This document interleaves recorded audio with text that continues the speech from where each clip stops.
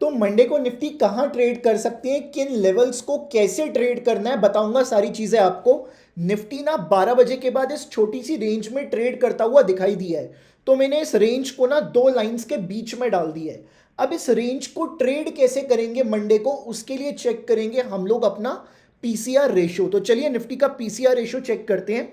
अगर आप देखो अभी का पीसीआर, फ्राइडे का जो पीसीआर है वो है 0.83, और कल का पीसीआर कितना तक कंपेयर करेंगे 0.68। पीसीआर बढ़ क्या है, क्या ये पुट की वजह से बढ़ा है? तो कल की पुट्स थी 14 करोड़ और आज की पुट्स कितनी है 17 करोड़। तो यस, पुट्स की वजह से हमें पीसीआर बढ़ता हुआ दिखा है। अब हम क्या करेंगे इन लेवल्स को ट्रेड करने के लिए, अगर निफ्टी इस ऊपर वाले लेवल से नीचे खुलता है और फिर इस ऊपर वाले लेवल पे आता है, तो निफ्टी को हम लोग 50 पॉइंट नीचे के लिए देखेंगे। ये आपके लिए पहली ट्रेडिंग स्ट्रैटेजी है मंडे की। अब अगर प्राइस इस लेवल के ऊपर खुलता है मंडे को और फिर ऐसे करके इस लेवल के ऊपर आता है, तो यहां से 50 पॉइंट निफ्टी को आप ऊपर देख सकते हैं मंडे के दिन। सो इन लेवल्स को इस तरह से ट्रेड करने को देखना चाहिए। चलिए अब हम लोग बात करेंगे निफ्टी के ऐसे कौन से लेवल्स है जहां से रिवर्सल आ सकता है। तो चलिए उन लेवल्स को निकालते हैं। अब मैं चेक करूंगा ओआई चेंज का डेटा।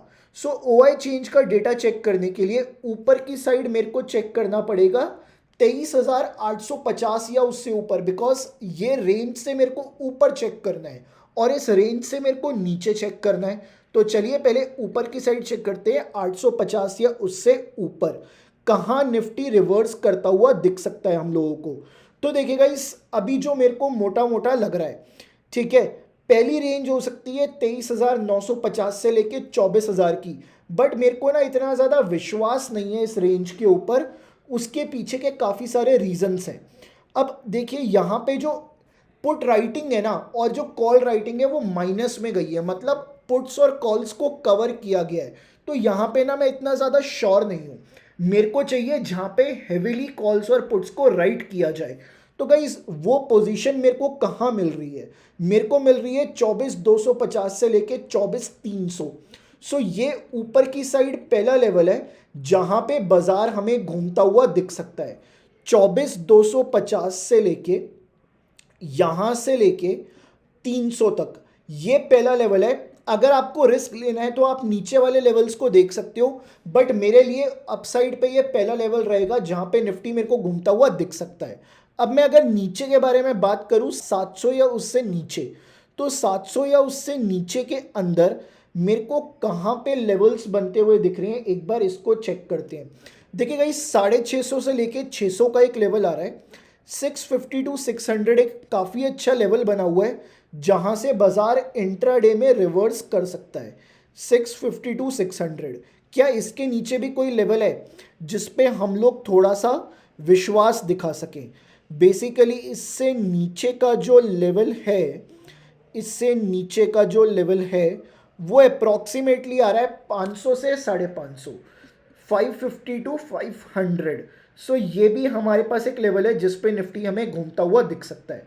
सो ये आपके पास लेवल्स है जिसका आपको ध्यान रख के चलना है। कैसे ट्रेड किया जाएगा इन लेवल्स को एक बार आप चेक कर सकते हैं। अगर प्राइस इसके नीचे खुल के इसके ऊपर आता है तो यहाँ से आप मार्केट को 200 पॉइंट या 100 पॉइंट नीचे देख सकते हो। बट अगर प्राइस इसके ऊपर खुल के यहाँ पे आता है तो यहाँ से आप मार्केट को 50 पॉइंट ऊपर की तरफ देख सकते हो।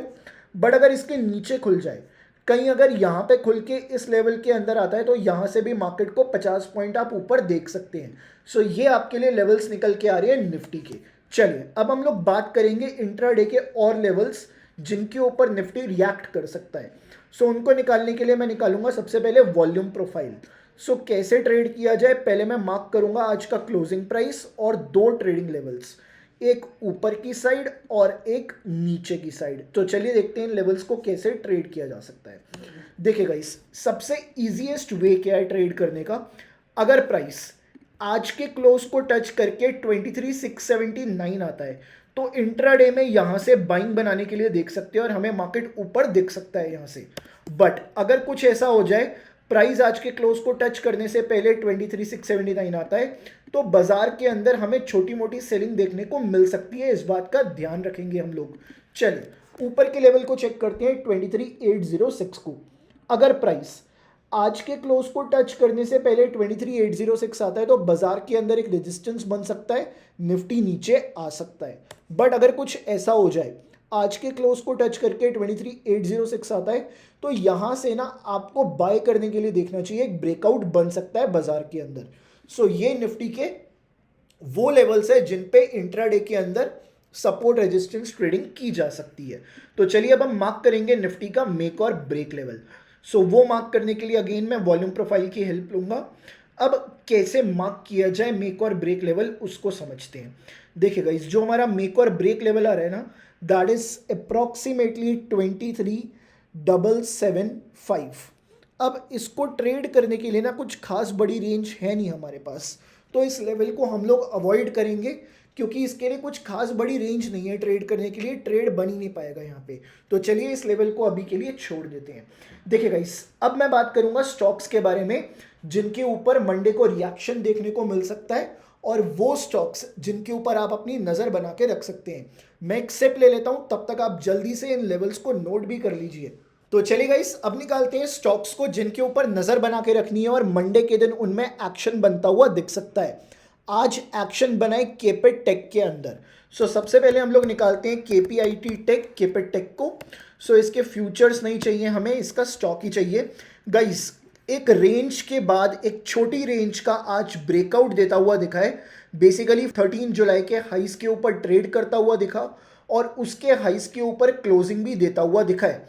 हालांकि अभी जुलाई के हाइस से काफ़ी दूर है, लगभग यहाँ से 10 से 20 पॉइंट की दूरी बनी हुई है। बट इसके अंदर क्यों एक्शन देखने को मिला है, बेसिकली केपेट टेक के रिजल्ट्स आने वाले हैं। अब रिजल्ट्स के अंदर हमें कुछ पॉजिटिव देखने को मिल सकता है, इस वजह से केपेट के अंदर एक पॉजिटिव मोमेंटम बनता हुआ दिखाई दे रहा है। मंडे के लिए बहुत इंपॉर्टेंट स्टॉक रहेगा और डे के टॉप गेनर लूजर में भी शुमार हो सकता है। अगले स्टॉक के बारे में बात करते हैं, टाटा एल्क्सी। देखिए गाइस, अगर मैं बात करूं इन दोनों स्टॉक्स को देख के, तो आज आईटी स्टॉक्स के अंदर हमें काफ़ी अच्छा रिबाउंड देखने को मिला और ऑलमोस्ट अपने 13-14 जुलाई के हाइस को टेस्ट करते हुए दिखे हैं। अब इसके पीछे का रीज़न यही है कि आईटी स्टॉक्स के ना रिजल्ट्स आने वाले हैं। अब उम्मीद ये है कि मे बी कुछ ना कुछ इम्प्रूवमेंट या फिर कुछ ना कुछ हमें एक ऐसा पॉजिटिव साइन दिख जाए जो कि लॉन्ग टर्म के लिए आईटी स्टॉक्स को एक फेवरेबल स्टॉक बना दे। अब इसके अंदर क्या न्यूज़ आई है, एज सच तो कोई न्यूज़ अभी आती हुई दिखी नहीं है टाटा एल्क्सी के अंदर, बट येस इसके रिजल्ट्स कुछ खास नहीं थे, उसके ऊपर रिएक्शन तो मेरे को ऐसा लग रहा है हो चुका है। अब ये जो रीबाउंड आ रहा है, अगर अपने पुराने हाइस के ऊपर निकलता है तो एक ब्रेकआउट माना जा सकता है। चलिए, अगर मैं बात करूं अगले स्टॉक के बारे में, वो है यूनाइटेड स्पिरिट्स।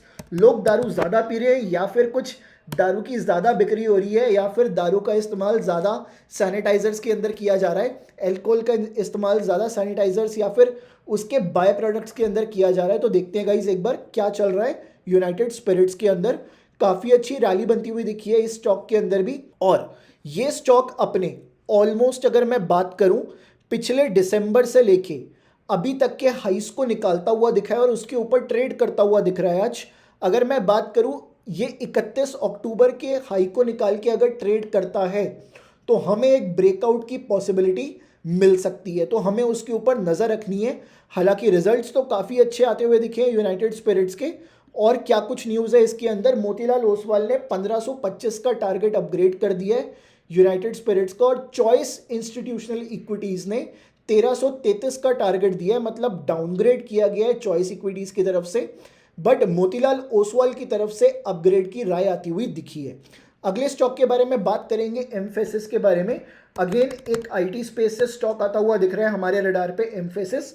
रिजल्ट्स कुछ खास अच्छे नहीं है, बट एक चीज नोट करने वाली है कि जो Q1 का रेवेन्यू है वो 8.3% से हमें ग्रो होता हुआ दिखा है। उसके पीछे का रीजन क्या है, जो AI लेड डिमांड है ना, उसके पीछे एक बड़ा कहीं ना कहीं रीजन बनता हुआ दिख रहा है। जो AI की डिमांड आ रही है या फिर AI की जो डील्स हो रही है ना, एम्फेसिस को काफ़ी ज़्यादा फेवर करते हुए दिखी हैं। अब अगर मैं बात करूं, strong Q1 FY27 growth driven by AI led deal, stable margins and record pipeline momentum, ये कुछ चीज़ें हैं जिसकी वजह से हमें एम्फेसिस के अंदर मोमेंटम बनता हुआ दिखा है। हालांकि रिजल्ट्स कुछ खास आते हुए नहीं दिखे थे। चलिए अगले स्टॉक के बारे में बात करेंगे, स्विगी के बारे में। क्या आप लोग स्विगी से खाना नहीं मंगवाते हो? क्यों गिरवा रहे हो गाइस इस स्टॉक को? देखते हैं स्विगी के अंदर चल क्या रहा है। रिजल्ट्स आने वाले हैं स्विगी के 30 जुलाई को, बट अभी क्या कुछ चल रहा है स्विगी के अंदर। Eternal Swiggy shares tumble up to 4% on Flipkart's food delivery foray। Basically Flipkart का फूड डिलीवरी कुछ ना कुछ उस फील्ड में एंटर करने जा रहा है फ्लिपकार्ट। इस वजह से इटर्नल जोमैटो और स्विगी के अंदर हमें 4% की गिरावट आती हुई दिखी है। सो ये वजह थी स्विगी के पीछे की। अब होगा क्या, कंपटीशन बढ़ेगा मार्केट में, इनके मार्जिन्स और ज़्यादा स्क्वीज हो जाएंगे, मोनोपोली धीरे धीरे खत्म होनी स्टार्ट हो जाएगी। तो आपको नज़र बना के रखनी है अगर आपकी इन्वेस्टमेंट है स्विगी के अंदर। मंडे को इस स्टॉक को अपने रडार पे ज़रूर रखें। अगले स्टॉक के बारे में बात करते हैं, मोतीलाल ओएफएस। सो मोतीलाल ओएफएस के बारे में बात करते हैं, मतलब मोतीलाल ओसवाल फाइनेंशियल सर्विसेज। इसके नतीजे आते हुए दिखे, हालांकि नतीजे न्यूट्रल बेसिस पे रहे। अब न्यूट्रल बेसिस का मतलब क्या है, जितना लोग एक्सपेक्ट कर रहे थे उस एक्सपेक्टेशंस के अकॉर्डिंग हमें आते हुए नहीं दिखे हैं। अब अगर मैं बात करूं क्या न्यूज़ है इसके पीछे, जो ऑपरेटिंग प्रॉफिट आफ्टर टैक्स है वो 14% से ईयर ऑन ईयर ग्रो हुआ है, with annuity revenues of 66% of group total. Again ये एक छोटी मोटी पॉजिटिव न्यूज़ है, बट ओवरऑल नतीजे काफ़ी ज़्यादा एवरेज रहे हैं, न्यूट्रल रहे हैं। इस वजह से हमें मोतीलाल ओसवाल के अंदर एक सेल ऑफ देखने को मिला और ये स्टॉक मंडे के लिए काफ़ी ज़्यादा इंपॉर्टेंट बन गया अगेन। तो चलिए गाइस, अब मैं आपसे मिलूंगा मंडे अगली वीडियो के अंदर, जहाँ पे मैं आपको ट्यूसडे का व्यू दूंगा, बट उससे पहले वीकली व्यू चाहिए तो आपके पास संडे के दिन सुबह 9 बजे एक वीडियो आएगा, आप उसको चेक कर लेना। और गाइस सैटरडे के दिन भी ना आपको वीडियोस देखने को मिलेंगे, तो उन वीडियोस को भी चेक करना मत भूलना आप लोग। मैं आपसे मिलता हूँ अब अगली वीडियो के अंदर। टिल देन अपना ध्यान रखें और मल्टीफाई को सब्सक्राइब कर लें।